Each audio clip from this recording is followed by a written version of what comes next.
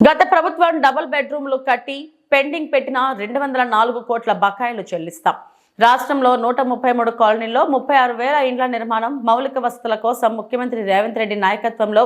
ఈ ప్రజా ప్రభుత్వం ఉప ముఖ్యమంత్రి ఆర్థిక మంత్రి బట్టి విక్రమార్క ఆధ్వర్యంలో 744 కోట్లు చెల్లిస్తూ అర్హులైన ప్రతి పేదవారికి డబుల్ బెడ్రూమ్లు అందిస్తామని రాష్ట్ర రెవెన్యూ గృహ నిర్మాణ సమాచార శాఖ మంత్రి పొంగులేటి శ్రీనివాసరెడ్డి శాసనసభలో తెలిపారు. గత ప్రభుత్వంలో 2 BHK కట్టి బిల్స్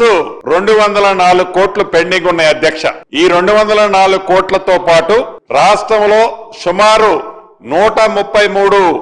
కాలనీలలో సుమారు 36,000 ఇళ్లు వివిధ స్థాయిల్లో మొండిగోడలతో దర్శనమిస్తుంటే ఈ ప్రభుత్వం వచ్చిన తర్వాత 744 కోట్లు అది ఇళ్లు నిర్మించడానికి కానివ్వండి, లేకుంటే నిర్మించి నిరుప్రయోగంగా వదిలేసిన కాలనీల్లో మౌలిక వసతులు ఏర్పాటు చేయడానికి కానివ్వండి 744 కోట్లు గౌరవ ముఖ్యమంత్రి రేవంత్ రెడ్డి గారి నాయకత్వంలోని ఈ ప్రజా ప్రభుత్వంలో